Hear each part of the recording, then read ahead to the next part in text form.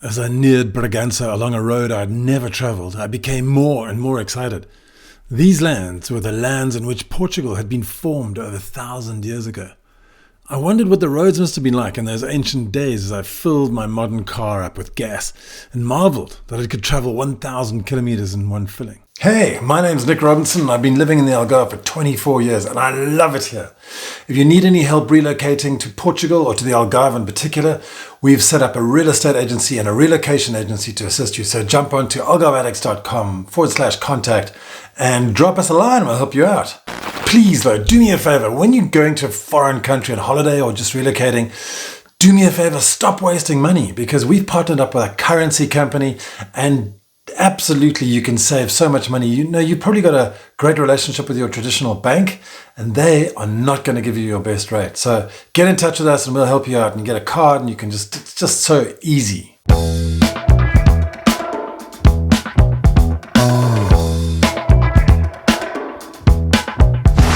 In the 9th century, there was a calling from the Pope to fight and eject the Moors from Iberia. Now, the Kingdom of Leon was a powerful kingdom that, from what I've read, appeared to govern Galicia and the Asturias, and they followed the Pope's calling and wanted to move south, kicking out the Moors. The Battle of Porto in 868 was the first major step towards the formation of the Portuguese nation. Vimera Perez conquered Porto and drove out the Moors. In this way, the first County of Portugal was established, and from 868 until 1071, the Moors and the County of Portugal battled it out, because it's kind of like on the front line, and I'd imagine they were constantly raiding each other's lines. In 1071, the then Count of Portugal, Nuno Mendes, was engaging in the fight for independence for Portugal. Now note, he wasn't fighting the Moors, this was actually an intra-Christian battle, and he fought King Garcia II of Galicia. Now the count, our Portuguese count, was killed and Portugal was incorporated into the larger kingdom of Galicia-Leon. And after that battle, which was called the Battle of Pedroso, apparently Garcia II declared himself King of Portugal, and the very first person to do so, way before Portugal was even considered a kingdom. So maybe he was jumping the gun there. In 1096, Portugal was granted to Henry of Burgundy by the King of Leon Castile, and Henry's son, Afonso Henriques, ultimately drove off the Moors and created the modern-day nation of Portugal in 1139.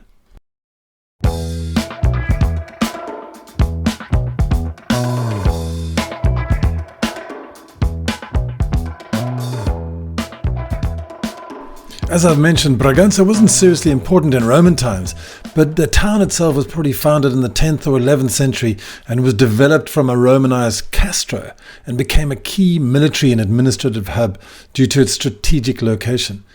Now, King Sancho I granted it a foral in 1187 and it was later renewed by Afonso III in 1253. So it was growing and it was becoming important. Unlike other towns, Afonso III placed Bragança under the church's jurisdiction, causing tensions with military orders over settlement rights. Now, to boost growth, kings and later kings introduced trade fairs starting in 1272. The 14th century brought devastation as Castilian invasions led to famine, disease, and an 83% population drop. Bragança also had a strong Jewish presence. After Spain's 1492 expulsion, 3,000 Jewish refugees settled here. And even after forced conversions, crypto-Judaism thrived into the 20th century. On arrival after my 2-hour drive up from the Serra da Estrela, which I filmed last week, so you should go check that out, it was fantastic. I obviously headed straight for the castle and found myself in this medieval tavern drinking a medieval version of Superbock called Abadia.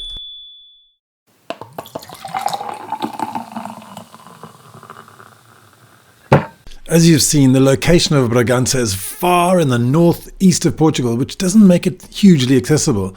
You can take about 2 hours to drive from Porto to Bragança along the A4 highway.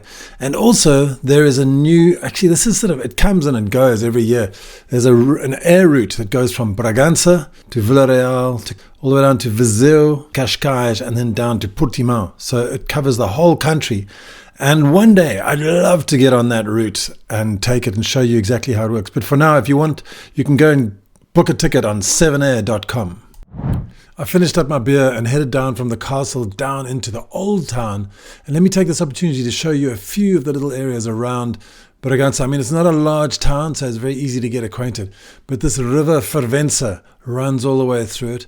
Old town is right there, as I said. And it goes up to the main street, which is just up above there, with the Cine Teatro and the main municipal theatre. And there's a shopping mall just over there. And you can see the bus station over here, which was the old train station, which no longer runs anymore. And just behind it, the municipal market, a secondary school, the cathedral, and then there's the Câmara Municipal a little bit further up. As we zoom out, you can see a couple of the really nice places to stay on the banks of the river with a hilltop, not hilltop, but like the hillside view. And this is the Zona Industrial down on the bottom left, just to the south of the city. And then way in the far east, there's a whole bunch of new apartment blocks being built, and it seems like it is advancing. So that's Bragança.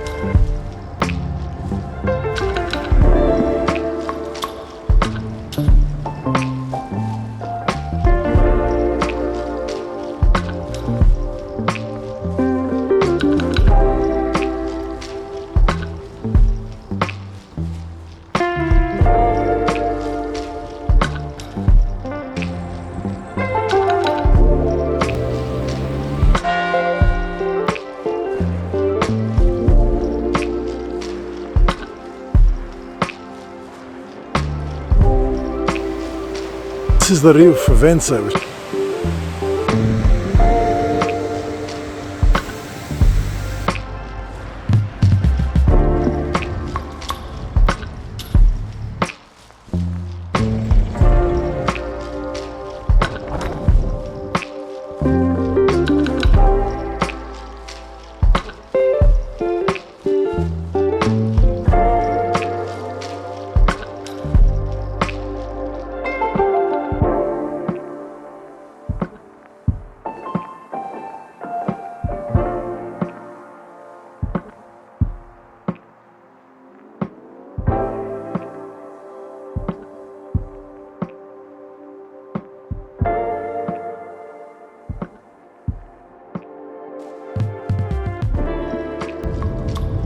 Later that night, I headed out to this restaurant called Bella Epoca, who was suggested by my Airbnb lady.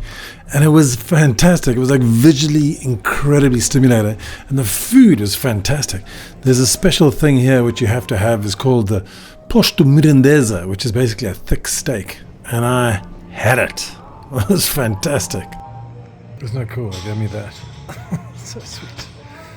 Descafeinado. Mundialmente? Ah, é? Mundialmente? Claro. Uau!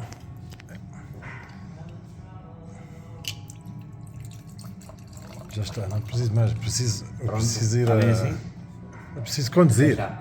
Eu preciso conduzir. Sim, tudo bem. Obrigado, Sr. Rui.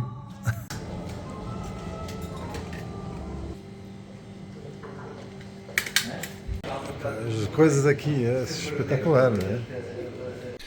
Now, when you're up in this area, you may notice a large amount of masks adorning the walls. A tradition sprung up in the mid-50s and no one really knows where it came from. The Caretos are a part of the Entrudo Chocolheiro, which is a pre-Lenten carnival celebrated in the villages of the Trás-os-Montes region, especially in a village called Podence. Now, what these guys do is they wear vibrant woolen suits, usually red, yellow and green, with fringes and layers that create movement when they run and jump. And they've got masks which are made of leather or metal, and the masks feature exaggerated expressions, sometimes with a devilish appearance. And they wear cowbells on their boots, which jingle as they move. Chocalhos, they call them. And they run up to the woman and they shake their bells like mad. It's crazy. Dave in Portugal made a fantastic video all about these, so go check that out. It's a really good video. The reason I wanted to explore these caretos was because I went to a museum which was featuring the work of Georges de Sade, who came to the area and took incredible photographs. During my stay in Bragança, I also took time out to go and look at the military museum in the castle itself and went on long drives around the area. It's fantastic. It's a beautiful town. It really is. And I'm probably not going to go there again because it's really far out. But if you're in the area and doing something there, it's definitely worth a visit. Well, guys, thank you so much for coming with me to Bragança. As you can see, it was quite a fun time. And next week, we're heading down to Lisbon to go and talk all about the earthquake of 1755. So I hope to see you then. Thank you so much. And I really appreciate the fact that you're watching these videos. Really do. All right, have a great week. AlgarveAddicts.com. We'll see you next week. But if you need any help relocating to the Algarve, click through to our website, AlgarveAddicts.com. We offer tours, immigration assistance, long-term rentals, and we can buy your house.